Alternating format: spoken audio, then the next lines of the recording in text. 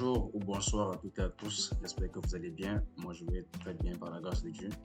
Donc, nous allons démarrer une nouvelle session d'apprentissage qui va concerner les démarrages des moteurs au fait, les démarrages des différents moteurs électriques au fait. Donc, on retrouve les moteurs électriques partout au fait.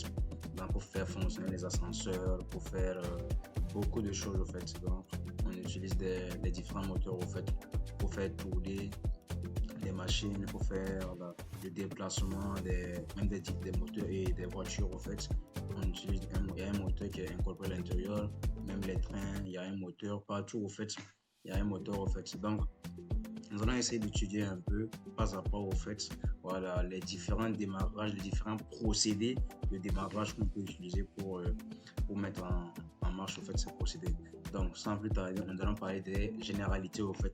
Excusez-moi, moi, c'est Saint-Pourri du donné, pour ceux qui me découvrent, au fait. Donc, sans plus tarder, nous allons passer rapidement aux généralités. Donc, j'ai essayé de définir au fait voilà, une généralité voilà, en mettant la définition et le principe de fonctionnement des moteurs asynchrones. Plus précisément, ici, nous allons étudier les moteurs asynchrones au fait. Donc, comme le texte s'affiche que vous voyez devant moi, je vais la lire rapidement. Les moteurs asynchrones sont des types de moteurs électriques qui fonctionnent grâce à l'interaction entre un champ magnétique tournant et des bobines électriques fixes. Donc, c'est comme je l'ai schématisé ici. Donc, voici ça.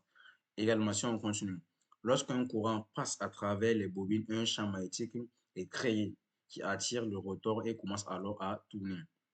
Le moteur asynchrone se distingue des autres types de moteurs électriques par sa simplicité de conception, sa fiabilité et son coût relativement bas, ce qui veut dire que le moteur asynchrone, il est moins coûteux par rapport aux autres moteurs.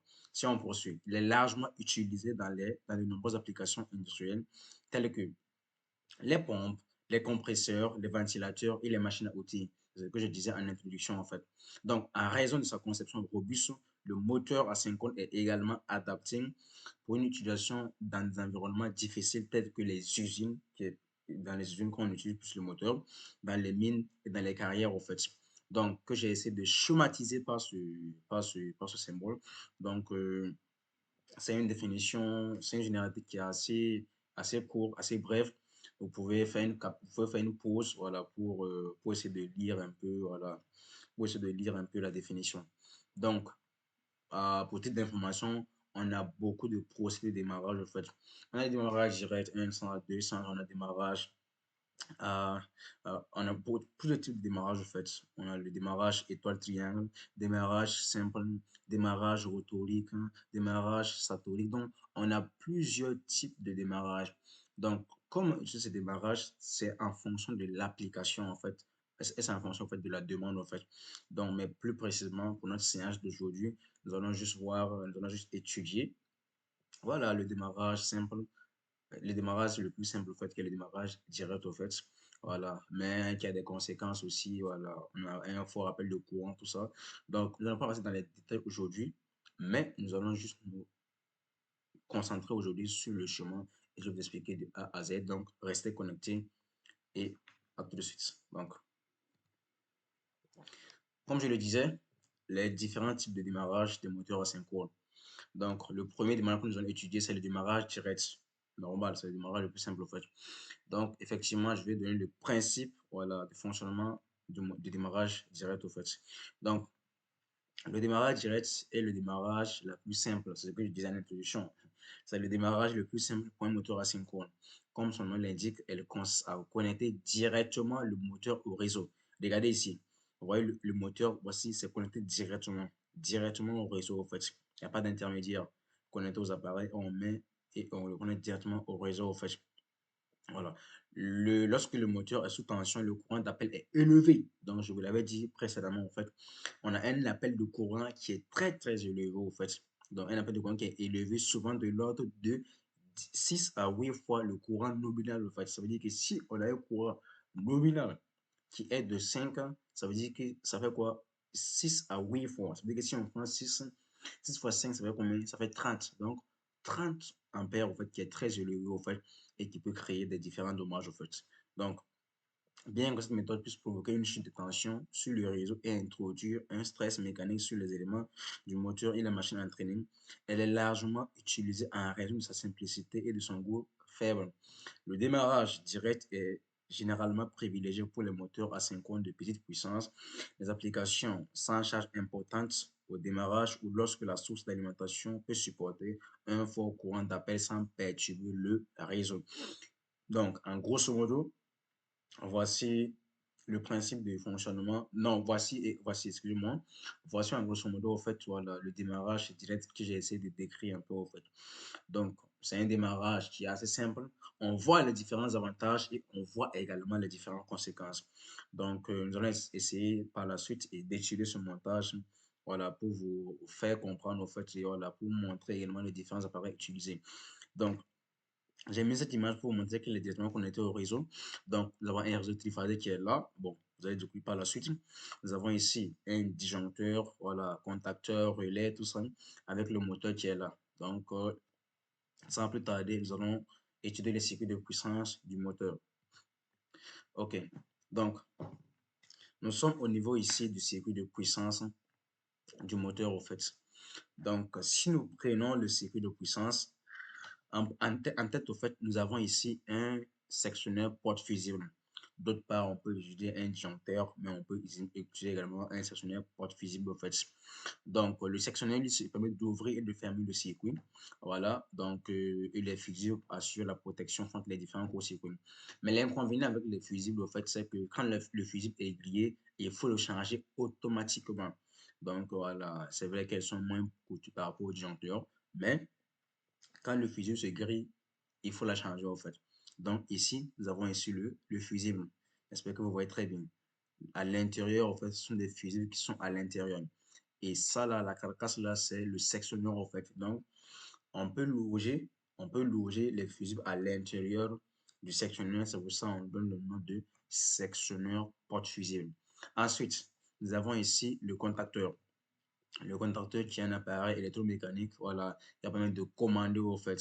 Donc, je vous invite à faire des recherches, voilà, si vous ne connaissez pas très bien le contacteur au fait.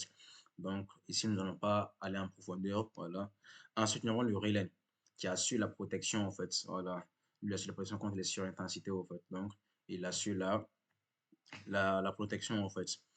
Donc, le relais thermique, voilà, par un système également qui est incorporé à l'intérieur, voilà, qui permet également, vous pouvez également la régler au fait. Donc, dans une autre vidéo, dans un autre tutoriel, je vais essayer d'expliquer un peu les différents appareils en profondeur. Et ensuite, nous avons ici notre moteur au fait, qui, voilà, qu'on va connecter au fait. Ensuite, nous avons ici la protection au fait, la masse au fait, voilà, pour assurer la protection du moteur, pour l'isoler au fait. Donc, en grosso modo, voici le circuit de puissance. Il y a rien de tel, il n'y a rien de compliqué au fait. Donc, tout est déjà là, au fait. C'est direct, direct. Il n'y a pas d'intermédiaire. Ça veut dire qu'on met le sectionneur porte fusible. Ensuite, on descend au contacteur. Ensuite, on descend au relais thermique. Ensuite, on descend directement au moteur. C'est pour ça qu'on appelle démarrage direct. J'espère que là, c'est bon. Donc, sans prendre beaucoup de temps, nous allons passer au circuit de commande. Ok, excusez-moi, ici, il y a une petite... bon, là, vous allez... J'arrive, j'arrive, c'est...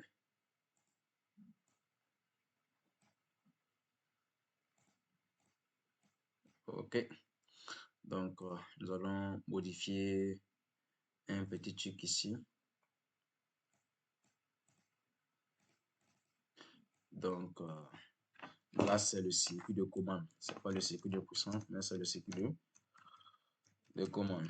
D'accord, super. Donc, là, c'est le circuit de... Bon, je pourrais mettre ça en noir, en fait. Et lui, bon, je préfère... Ok, c'est pas grave, donc je préfère augmenter la police ici. Voilà. Donc ici, c'est le circuit de commande, au fait. Donc, c'est le circuit de commande qui a été schématisé de la sorte, au fait. Donc, au niveau du circuit de commande, nous avons ici la phase ici et là, c'est le neutre, au fait. Donc, Ici, nous avons ici le sectionneur porte fusible. Voici qui est là au fait. Ensuite, si on descend ici, nous avons ici, voilà, bon, ici, c'est le relais au fait, le relais thermique au fait. Ensuite, ici, nous avons ici, bon, on peut la matérialiser par un bouton poussoir arrêt d'urgence.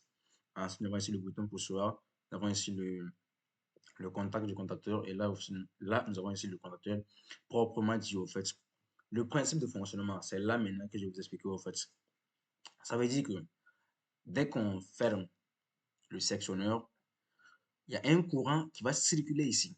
Vous voyez? Elle circule là, elle traverse là, elle vient comme ça. Mais arrivé ici, le circuit est ouvert au fait. Donc, le courant ne va pas passer. Qu'est-ce qu'on va faire? On va appuyer sur SM. Ça veut dire que c'est un bouton pour soi. On appuie le bouton pour soi qui va exciter au fait le contacteur au fait pour donner au fait le signal au fait. Donc, quand on appuie ici, on voit que là, ça se ferme au fait. Et automatiquement, puisque lui, il est lié à celui-ci. Donc là, le courant ici, il circule là et il vient là, qui va déclencher au fait. Donc, et là, nous avons le moteur qui commence à tourner dans le sens au fait. Donc, en venant ici, c'est là que j'essaie de matérialiser ça aussi. Donc, ça, on peut l'appeler le sectionneur, portefeuille, tout ça.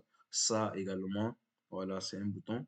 Et là, c'est ce qui m'importe, en fait, c'est là, au fait, le bouton. Là, je peux dire que je vais mettre en marche, en fait. Quand j'appuie, au fait, je l'appuie, nous allons que le contacteur sera excité et voilà, qui va envoyer le signal, voilà, et le moteur va commencer à fonctionner. Donc, ça veut dire que quand il y a un panneau, en fait, quand il y a un problème, je ne sais pas, un incendie ou quelque chose qui se passe, en fait, si je veux arrêter, au fait, le moteur, en fait, je peux remonter ici. Et regardez, je peux remonter ici et j'appuie le bouton d'arrêt d'urgence qui va s'ouvrir et le système s'arrête, en fait. Maintenant, si je veux pas, si je veux l'arrêter différemment, en fait, bon, s'il y a un problème, peut-être il y a une surcharge qui est là, en fait.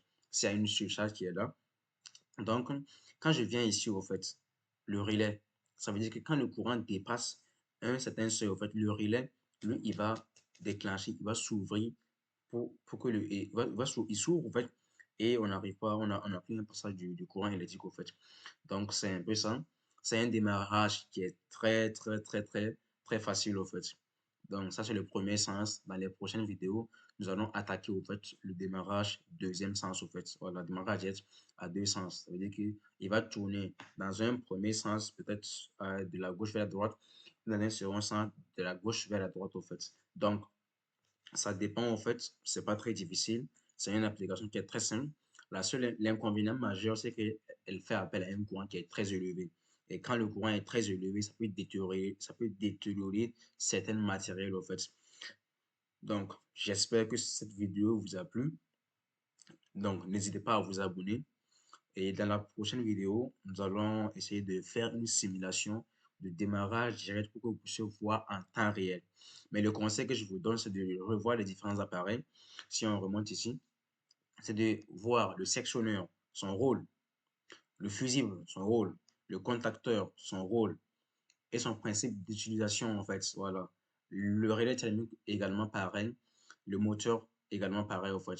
Donc, c'est un peu ça. C'était juste une petite vidéo pour vous montrer un peu comment ça se passe, en fait. Donc, c'est pas difficile. On a un circuit de puissance, ensuite, on a un circuit de commande. Donc, et ça marche en fait.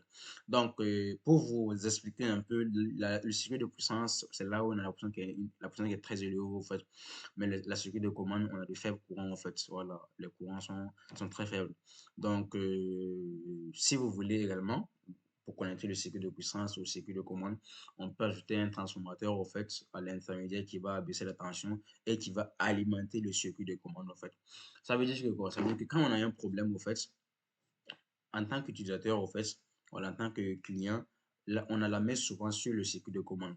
Parce que généralement, le circuit de puissance, comme c'est des grosses puissances, le circuit est assez protégé. On prend des dispositions nécessaires pour pouvoir protéger au fait, le circuit de commande, de circuit de puissance, excusez-moi, de sorte que voilà, on n'arrive pas à mettre la main sur ça. Mais sur le circuit de commande, on a la main facilement parce que c'est des faibles courants. Donc, mais on n'a pas dit de faire attention. Il faut faire attention également. Donc, c'est un peu ça. Voilà, c'est un peu ça ce que je voulais vous partager. Donc, dans les prochaines vidéos, nous allons essayer de faire une simulation, les différentes simulations avec certains logiciels, voilà, avec des logiciels, voilà, de simulation pour que vous puissiez voir en temps réel comment ça se passe. Et voilà, donc, merci beaucoup à vous d'avoir suivi cette vidéo et d'être resté jusqu'à la fin de cette vidéo. Donc, on se prend à très bientôt et que Dieu vous bénisse. Ciao, ciao. Merci.